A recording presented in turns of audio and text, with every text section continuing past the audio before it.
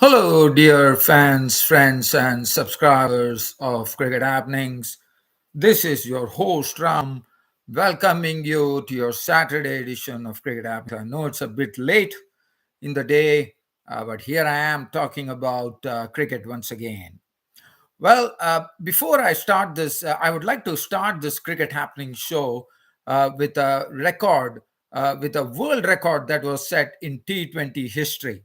Now, let's go back to some matches which we are not talking about countries that really play active cricket. We are talking about a game between Turkey and Czechoslovakia. And Turkey had the ignominious record in T20 history of being all out for 21 runs. And that was the lowest T20 score in T20 history. But yesterday, what happened in Australia in the Big Bash League was something which I would say that the ignominy was totally passed on to into the Australian domestic circuit, where in the BBL the Sydney Thunder, such a strong team, were bowled out for just 15 runs in reply to Adelaide strikers who had made 139 batting first, 139 for 9, and Sydney Thunder were bowled out for just 15 runs, with Henry Thornton on his birthday taking 5 wickets for 3 runs, getting the player of the match. And not only that, Wes Sagar supporting him with 4 wickets. But now, right now, after what happened yesterday, the world record or the lowest total in T20 history will belong to Sydney Thunder, who were 15 all out. In fact, this is the lowest ever score in T20 history. Well, it was something. Just I'm going to talk to you about only Sydney Thunder here. Adelaide Strikers 139 for 9. Sydney Thunder were totally destroyed by the bowling from Henry Thornton. 2.5 overs, one maiden, 3 runs, and 5 wickets. And Wes Sagar supported him magnificently. 2 overs, no maiden, 4 for 6. This was not schoolboy cricket. I will call it. It was the cricket by teens, one could call, because this is something inexcusable according to me. And Matthew shot at 1 for 5. And look at the scorecard. If you look at the scorecard, you will get a telephone number basically, because there is nobody who actually went into double digits. The highest score was Brendan Doggett, who contributed 4 runs. I mean, look at this team. If you look at this particular squad, it's such a strong squad. Alex Hales out for naught. Matthew Gilks for naught. Really Rizzu, another talented South African player, out for 3. Jason Sangha, the talented Australian player, out for a duck. Alex Ross, a good player, 2 runs.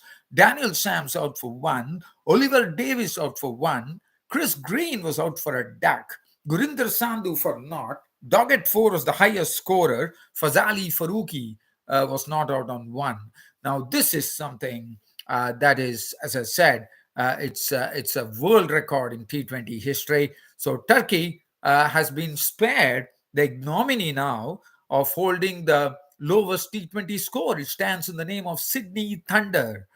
Well, so I just wanted to start my cricket happening show with this real world record in T20 history. Now let's get back. Now, right now, cricket is absolutely spilling over in the cricketing world. Australia is taking South Africa. We know what a battle. It's a mouth-watering battle for world cricket. And definitely the first day on a very greenish tinge pitch at the Gabba in Brisbane. And Brisbane, I mean, this was another thing that I would like to talk about is in Gabba and Brisbane had the record crowd yesterday, record crowd attendance in the match yesterday between South Africa and Australia on the first day. And I'm sure they really got their money's worth there. If you look, I'm going to talk about that. And India versus Bangladesh, India definitely holding the upper hand, but I think Bangladesh are really giving a good fight here. They still have another 240 odd runs to get on the final. They were set a huge target of a massive 513 runs for a win, I suppose. And they have another 240 runs separating them. We are going into the final day today. Shakib Al Hasan, the captain, is there at the crease, so that's a big, big plus for Bangladesh. And then they have the one of the very, very consistent and a very, very matured all rounder from Bangladesh, Mehdi Hassan Miraz, who is at crease. And I think even though the ball is turning, I think India will be prepared, but definitely India should be going to win this match. But 240 runs is a big ask with only 4 wickets intact. But as I said, the wickets of Shakib Al Hasan would be the key tomorrow. And the other match is England Pakistan. England are gunning for a clean sweep of Pakistan in the Test series. Pakistan are trying to get one victory under the belt. They were bowled out for 307. We saw the debut of a prodigy, an England prodigy, the leg spinner, a young 18-year-old. Now he went on to a great record. It was way back when I don't remember the year, but it was Brian Close who was such a gutsy player against pace bowling when the Australians and the West Indies pacers were at their absolute peak. As you would remember, Brian Close, he's one who is remembered by England for taking a lot of blows on his anatomy. There was one stage when Michael Holding had hit him probably umpteen blows on his anatomy. And he basically even showed that to the media. So basically, Brian Close was the one who held the record for a very, very long time, for probably umpteen years, one could call. Because he held the record for being the youngest England player to make a Test debut. Yesterday, we saw the debut of a child prodigy, one could call, 18 years old, young leg spinner by the name Rehan Ahmed. And definitely, he definitely did his captain proud, not only him himself as well. His father was there in the stadium as well. And he went on to pick up 2 wickets. And he definitely, one was really seeing what England were talking about. At the age of 18, he bamboozled two of Pakistan's batsmen to pick up their wickets. Very happy for Rehan Ahmed to have made his debut. But right now, as I said, now I will go into each of these test matches, but I'll be doing probably a very, very brief summary. As you know, there are 3 test matches that I have to cover. So first, I'm heading towards the mouth-watering battle as I talk about record attendance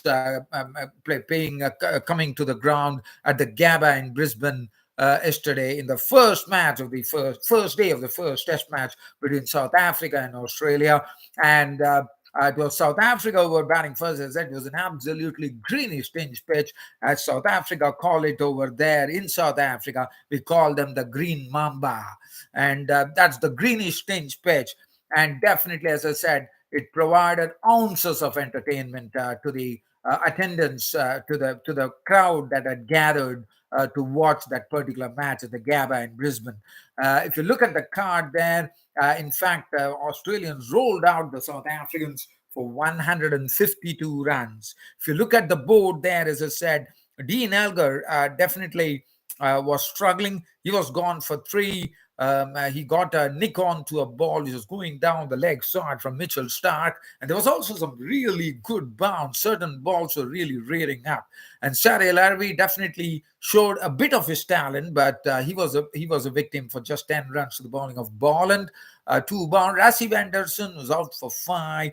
Timba now and Kaya Zondo was out for naught. And that was the time they were 27 for 4 at one stage. But a counter punching by Temba Bavuma by really showing a bit of patience with his other partner, the young talented Kyle Vereen, who made 64 with 8 fours and 1 6, a 98-run partnership between these two, which really got South Africa to a bit of respectability. And other than that, and after that, there was not much to really talk about. 2 to Marco Jansen, Maharaj 2, Rabada 10, Nokia duck, and Lungi Giri 3. And 152 all out. The handiwork of the Australian bowlers, as I said, was a pitch which was definitely helping the bowlers. The ball was really seaming about. There's a lot of swing available as well. And that's the precise reason the South Africans were bowled out for 152. Mitchell Starc 3 for 41, supported by Pat Cummins 2 for 35. Scott Boland picking up 2 wickets in one single over, 2 for 28 for him, none for 20 for Cameron Green. But Nathan Lyon cleaning up the tail. Coming to play a very good role when he just picked on the lower order. 8 overs, 2 maidens, 3 for 14. Australia, definitely South Africans not allowing things to settle. They saw to it that they could give it back to the Aussies. And that's the reason I said this is the mouth-watering battle for world cricket as far as test matches are concerned. The Aussies were reduced to 145 for 5, but definitely they would be definitely eyeing a lead. So that is going to be to Aussies' advantage, but definitely a good fight back by South Africa on day one. David Warner caught an absolute a sort of a ball which was an absolute snorter, one could say, because he forced Kagiso Rabada making Warner, and what a start for the South Africans. The very first delivery, David Warner getting an absolute snorter, and David Warner had to jump, and the ball actually hit the sticker of the bat. And went into the air, and the catch was plucked up by Zondo, and David Warner was gone for naught.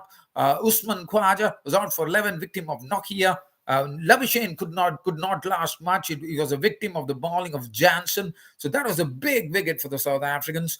And after that, Stephen Smith, well, definitely he did a good job. In fact, the South Africans, the Aussies were 27 for 3, and then a very good partnership with Travis Head coming to the fore in a very big way. He started off sedately. Stephen Smith was at the other end. Stephen Smith probably giving more respect to the bowlers, making a sort of a calming 36 with 3 boundaries, a victim of the bowling of Nokia. But Travis Head, what a knock from Travis Head, but good support from Stephen Smith at the other end. But Travis Head totally opening up his shoulders. He's in some great form. He's coming back on some tremendous form against the West Indies. And here he comes. And what a knock from him. 145 for 5, the score reads at the end of the day. Travis Head is unbeaten on 78 runs. Typical one-day cricket from Travis Head. As I said, it was an absolute counterpunch. What Kyle Vereen did it to the Aussies, Travis Head did it to the South Africans. Travis Head not out 78 of 77 deliveries, 13 fours and 1 6 included. And this innings is still going. He's an unbeaten 78. And Scott Boland, the night watchman, was dismissed for 1. And as I said, the Aussies closed the day at 145 for 5. 15 wickets falling on the day. Bowling, Rabada 2 for 50, bowled with lots of fire. Lungigiri none for 24, 1 for 15, Marco Hansen. Enrique Nokia 2 for 37 with his pace, and 2 overs none for 17 for Keshav Maharaj. Now, I'm turning my attention down to India versus Bangladesh at Chattogram. We are going into the final day, but let's have a look at what really has happened in this particular match. If you look at this particular match, it is Bangladesh, India batted first.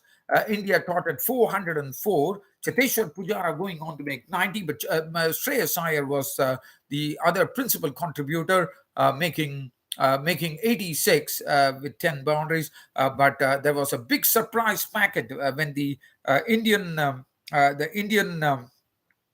pair of Ravichandran Ashwin 58 and Kuldeep Yadav, a real surprise packet, making 40, frustrated the Bangladeshis, and Indians were all out for 404. 4 wickets of Taijul Islam and Mehdi Hassan Miraz, and Bangladesh, in their reply, struggled big time as Kuldeep Yadav ran right with the ball on a pitch which had low bounce, and definitely the ball was turning right from the first day, as The verdict was 150 all out for Bangladesh was the total.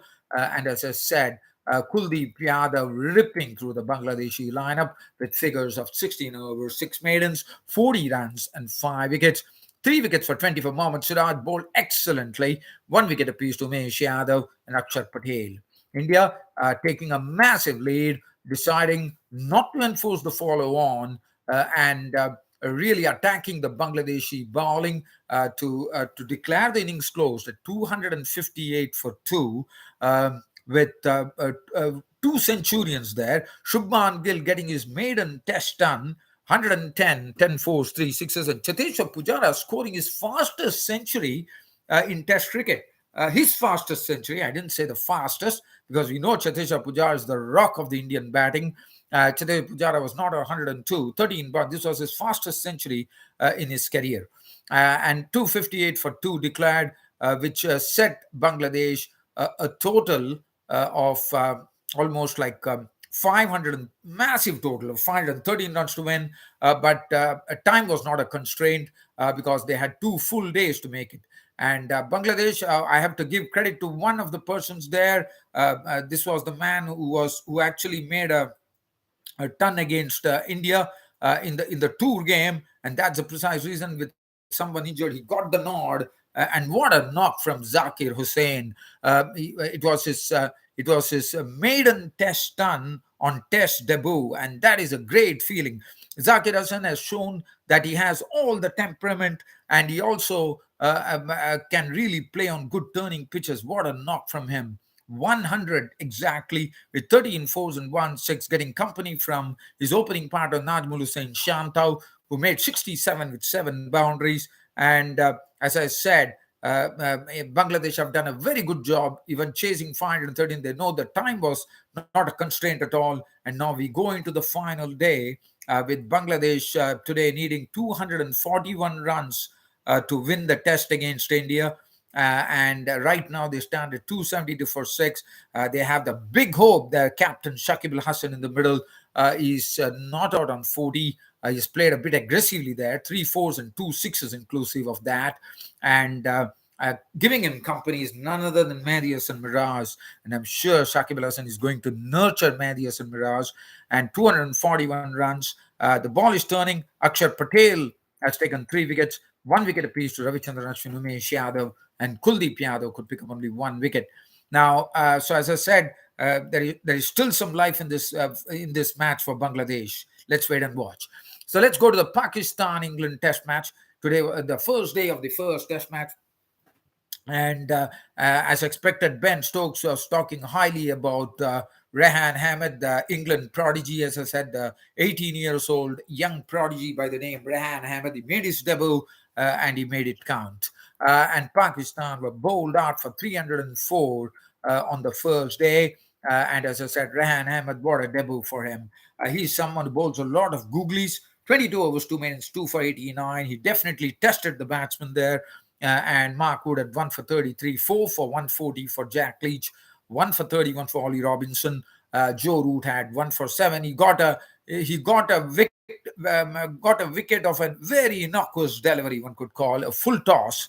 And he got a wicket there. Now, look at the 304 score. This was built by Babar Azam, the captain, leading from the front, 78 to him, 9 boundaries, 45 coming. Azhar Ali was given a chance. I'm very happy to see Azhar Ali given a chance because this is his swan song in international career. And Azhar Ali made 45, 6 boundaries. Shan Masood getting a game there, 30 with 5 boundaries. But Aga Salman was the other principal contributor, 56 with 6 boundaries. And as I said, the Pakistanis were bowled out for 304. And England, in their reply towards the closed at 7 for 1, just at the stroke of stumps, one could call. Zach Crawley was a victim as Abrar Ahmed had him LBW for not. Ben Duckett was not out on 4. So definitely a battle on there. They also have another spinner by the name Noman Ali. So they have strengthened it with a lot of spinners. And England have also done the same. As I said, Rehan Ahmed was very impressive. And one knows what he brings to the table after having a glimpse of what he was doing So young Rahan Ahmed will be absolutely, he'll be very happy with his performance. And definitely, as I said, Brian Close was the last English player, probably way back in the if I'm not wrong, probably we are talking about 1970s. So almost 50 years. Now we have a youngest England prodigy who made his Test debut, Rahan Ahmed. Just before I go, one thing that I would like to talk about, another record which was set uh, in um, in one day internationals was Ishan Kishan the last week, slamming the fastest double century in one day internationals, and breaking the record of the irrepressible, as you call it, none other than the universe boss, as he was called in his playing time, who has retired now. We all know that is none other than the Chris Gale of West Indies, whose record was broken by Ishan Kishan when Ishan Kishan slammed a double century against Bangladesh of I think 131 balls. So well done, Ishan Kishan of India. And well, dear fans and subscribers, as I said, we have some exciting games coming up, which I'll be coming back to you tomorrow on a Sunday on this Cricket Happening Show. South Africa, Australia. We know the second day's play is going to be as interesting as it can get. India, Bangladesh is also another very interesting affair. Pakistan, England, sure to hot up on the second day. Well, dear fans and subscribers, absolute pleasure bringing you this Cricket Happening Show as ever. And looking forward to your company once again tomorrow. That's on a Sunday when I would be recounting the tale of all these matches. Till such time I see you, it's goodbye from here.